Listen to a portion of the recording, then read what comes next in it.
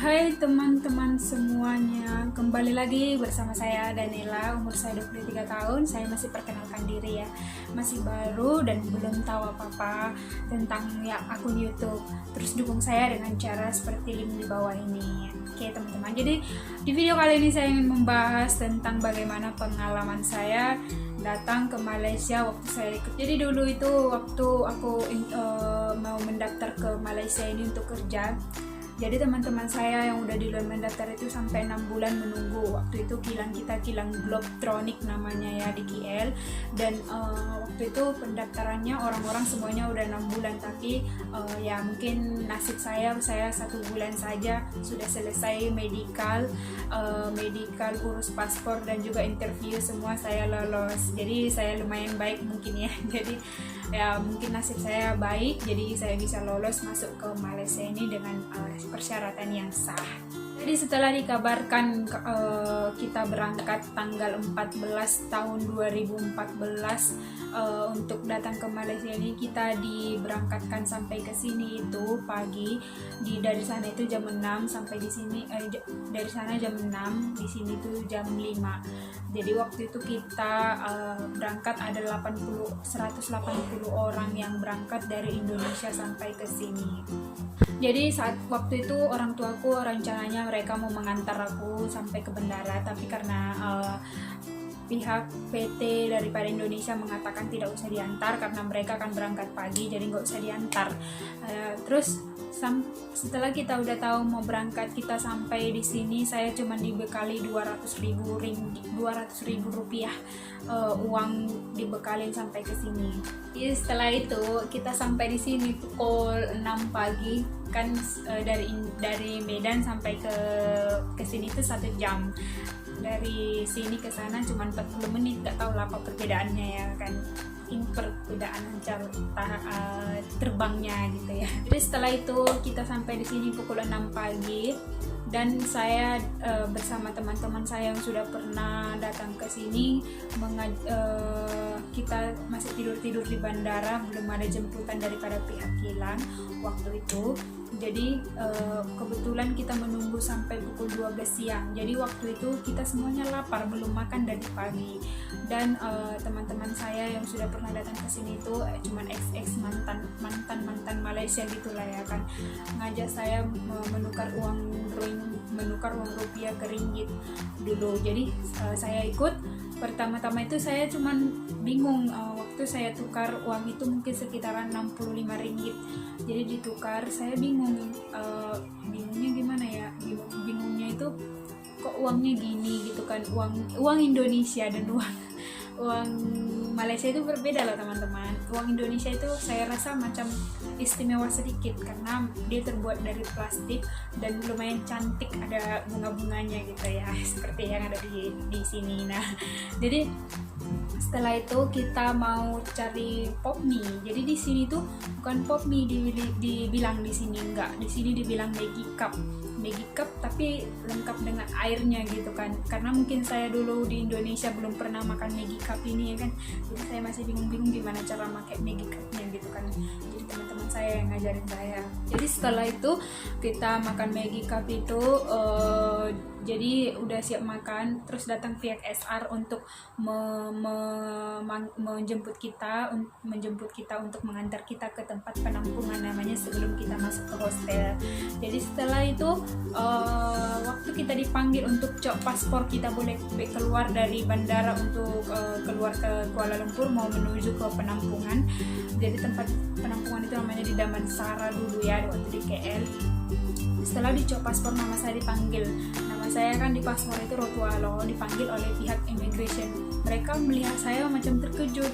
Kamu Rotua katanya gitu. Jadi kenapa umur kamu berapa katanya? Karena orang mikir saya umurnya masih 12 tahun karena badan saya kecil, sedangkan saya umurnya sudah 18 tahun loh, dibilang umur 12 tahun. Sampai sekarang pun orang bilang umurnya 18 tahun. Jadi itulah enaknya badan yang kecil awet muda.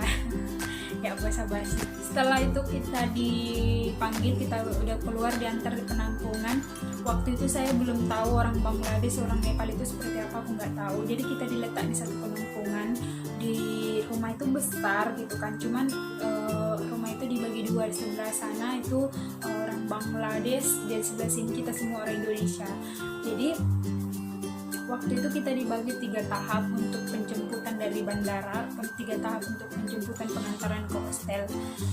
Kita sampai di Malaysia ini kita belum kerja, kita masih disuruh medical, buat card bank dan juga mengurus permit semuanya itu. Setelah kita urus semuanya itu, baru kita diantar ke hostel masing-masing. Sebelum itu saya waktu di penampungan saya masih ingat sekali ya, yang masak untuk kita makan itu adalah orang Bangladesh. Dulu saya ingat kali mereka masak ikan lele teman-teman, besar-besar. Saya nggak tahu gimana cara makannya, cuman mereka masak itu kita harus makan. Kalau kita nggak makan, macam mana kita hidup mati kali ya. Jadi mungkin karena kita pun lumayan agak tertipu dulu dari sana ya, mereka bilang kita company tapi tidak sampai di sini kontrak. Tapi puji Tuhan lah, setelah lama kita diambil menjadi company. Kilangnya saya bilang kilang yang bagus juga. Tapi setelah itu kita udah sampai di hostel. Kita seperti biasanya kita pertama kali saya sudah sampai di hostel, saya bangun pukul 4 pagi untuk masak.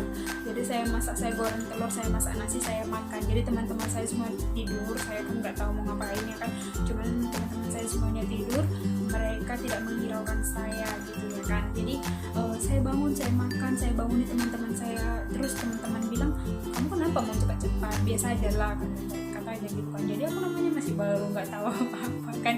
Jadi mereka macam mengatakan sama saya, terlalu awal kamu bangun, biasakan bangun pukul 5 gitu kan, kita pun jalan kaki kerjanya gitu kan. Jadi setelah itu kita berangkat kerja. Jadi waktu itu masih di ruang training, kita masih dikasih tes ujian dulu. Macam ujiannya ujian biasa aja, macam tambah-tambah kali-kali, dan ada bahasa Inggrisnya, bahasa Inggris kan ini ke bahasa Indonesia gimana cara ngomongnya gitu kan.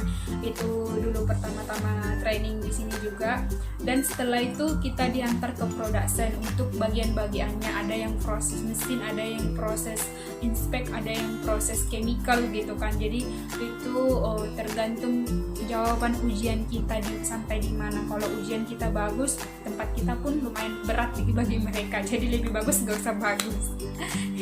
Seperti itulah ya kan pengalaman itu. Jadi dulu saya udah letak di mesin, dan kebetulan yang ngajarin saya itu orang Karo. Teman-teman, untuk pemberitahuan sedikit, orang yang dulu ngajarin kita tahun 2014-2015 yang ngajarin kita itu orangnya garang-garang tahu. Mereka itu kejar output, kejar habis-habisan. Jadi mereka dipanggil bosnya, kalau nggak dapat output dimarahi sama bosnya gitu kan. Jadi kita macam terasingkan, tapi namanya kita training ya udah kita paham-paham dengan keadaan mereka. Saya pun biasa dengan mesin, saya sudah tahu, dan akhirnya saya pun certified. Saya bisa menjalankan mesin sendiri, saya dipercayakan dapat untuk memegang mesin itu ya. Tapi teman-teman tahu ya, pertama-tama kali saya megang mesin itu mesinnya 12, dan saya harus megang sendirian selama 12 jam. Itu rasanya ya seperti aduh, pokoknya itu berat banget ya menurut aku, kayak kerjaan laki-laki. Tapi ya lama-kelamaan jadi biasa gitu. Seperti itulah pengalaman saya kerja yang pertama kali. Dan setelah saya sudah terbiasa dengan kerjaan saya yang mesin ini, dan akhirnya saya pun dipercayakan untuk belajar ke tempat-tempat yang lain, dan sampai saya diangkat menjadi satu asisten daripada leader saya untuk membuat proses yang baru waktu itu. Jadi intinya teman-temanku, kalau teman-teman semuanya datang ke Malaysia ini, jika sudah boleh selepas PKPD ini, selepas corona ini hilang, kalau semuanya teman-teman mau datang ke sini, ke Malaysia ini, tunjukkan skillmu yang bagus. Tapi jangan terlalu mencari muka kali gitulah ya kan, jangan sampai kayak gitu. Tapi kita tulus ngerjakannya. Kalau kita tulus ngerjakannya teman-teman, pasti bos kita pun sayang sama kita, leader kita pun sayang sama kita gitu. Oke, sekian dari video saya. Selanjutnya saya akan membagi tentang gaji pertama saya. Terima kasih.